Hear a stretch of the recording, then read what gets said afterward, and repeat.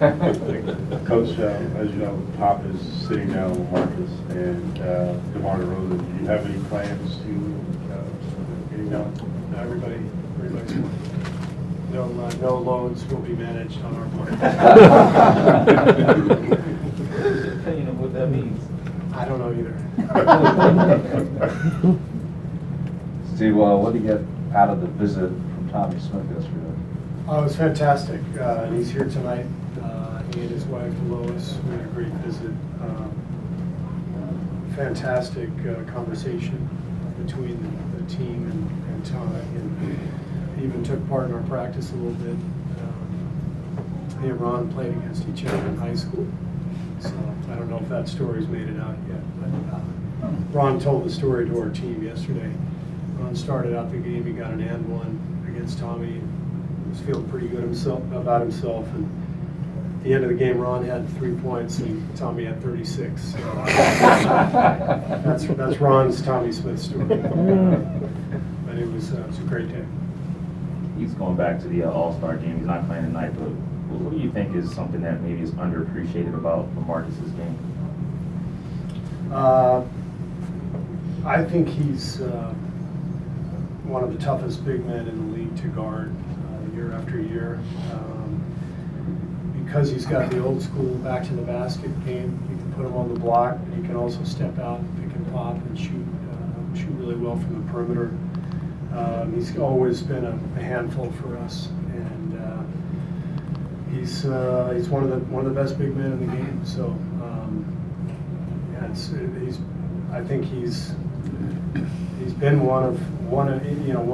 in that elite class, one of the best bigs in the game for a long time now, 6-8 years going back to Portland. So he's tough to handle. Steve, you guys have had 3 full days between games. At this stage, is that a good thing, a bad thing, or is it really irrelevant? I think it's a good thing right now for our team. We got a good day off, and then 2 days of practice, which we needed just to continue to incorporate DeMarcus and add some things. You just don't get much practice time these days with the schedule, so this was a rare break. And I think we took advantage of it, had a couple of good days of practice, and hopefully we'll be ready to play tonight. Steve, I'm just curious to get your thoughts on this.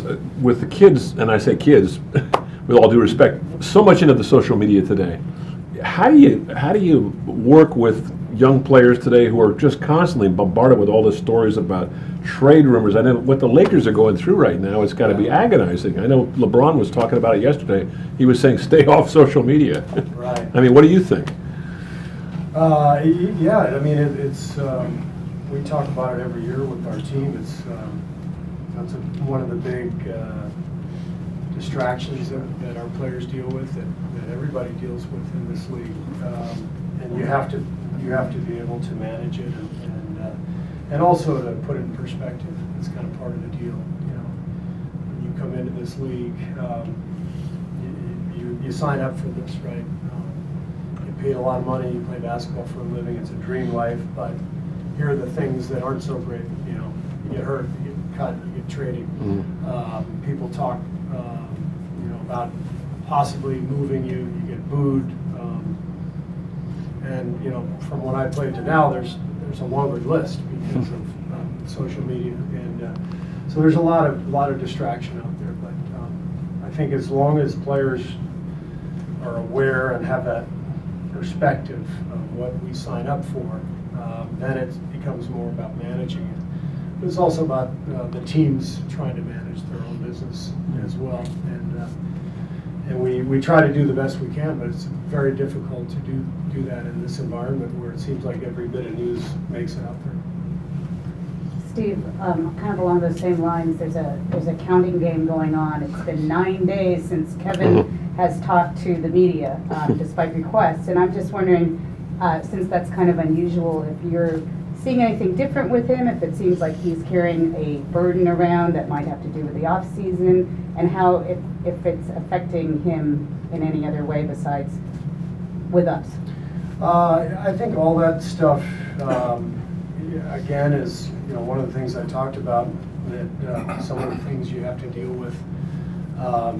We all have things that go on in our life that we just, sometimes you just want to curl up and, and most of us are allowed to do that, but not in the NBA. Kevin has been unbelievable with the media since he's been here. He's always accountable and here, so he just doesn't feel like talking right now. So we're functioning, as a team. We're doing our thing. We're playing. He's coming and competing and working in practice, and it's just you just give him some space, and he'll be back, I'm sure, back talking with you guys. And but right now, it's just not a great time for you to get any quotes from him. Steve, Klay said this morning that part of why he's not doing the three-point contest, I mean, he's done it, years in a row, but he wants to watch the Currys go at it. And have you thought about how much this must mean to the family to have the All-Star game there and to kind of a family reunion? Yeah, I mean, it seems like the All-Star game usually has an unofficial host, and it's usually the All-Star player from that city. But this has the feel of the sort of the Curry family All-Star weekend because of Dell's impact with the Hornets for all those years. And so I love the fact that that the league has invited Steph and Seth, and Seth's had a great year. I think he's second in the league in percentage, if my numbers are right.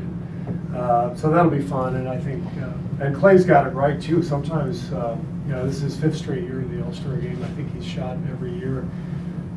It's kind of nerve-wracking. I shot, I think, a few times, and it feels like a game. You're preparing and you're thinking about it all day. So I think it'll be nice for Klay just to sit this one out and go watch Steph and Seth and the rest of the guys and enjoy his evening.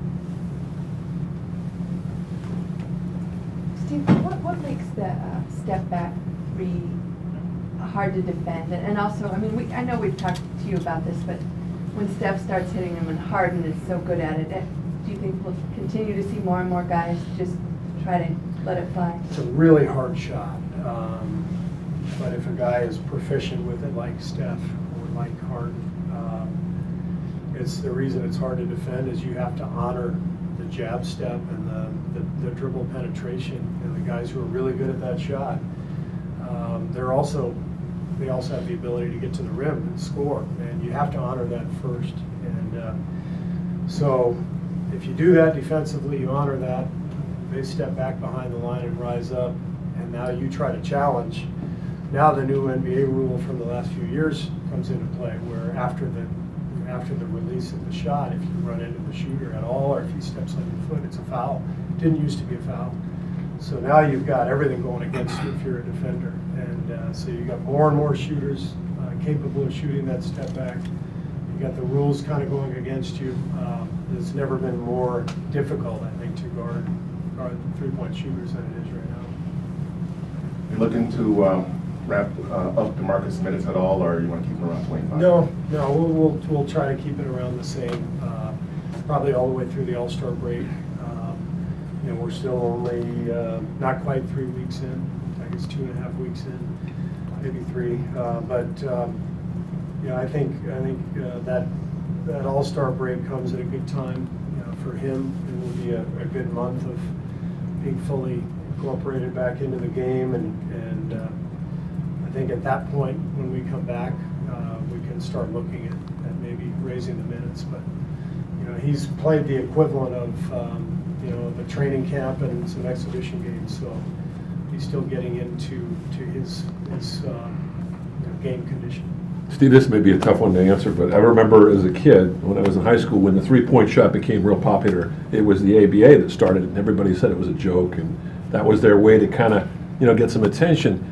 Do you think there's ever going to come a time where the NBA, most NBA teams are going to pull back from it? Because Popovich has mentioned his disdain for it. He's got so many good mid-range shooters that can shoot the three-pointer, but you think there's going to be some time in the near future, maybe teams that are just going to say, we're not going to do it that often because the percentages aren't high enough, or you think it's here to stay? Well, I think the teams that are going to pull back are the ones who don't have a lot of point shooting on their team. I mean, as a coach, you just play to your strengths. Yeah. The fact is, every player out there now is shooting thousands of three-point shots all summer, and why wouldn't they? Yeah. It's a marketable skill, and guys are getting paid to do it, and so I don't see anytime soon that the league is going to shift in terms of the trend. But, you know, the teams like the Spurs, like us, teams who have good mid-range shooters, those are still good shots. You know, anything that's a good shot, a good rhythm shot,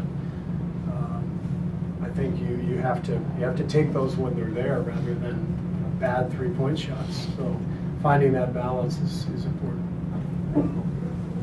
Anything else? Great. Thank you.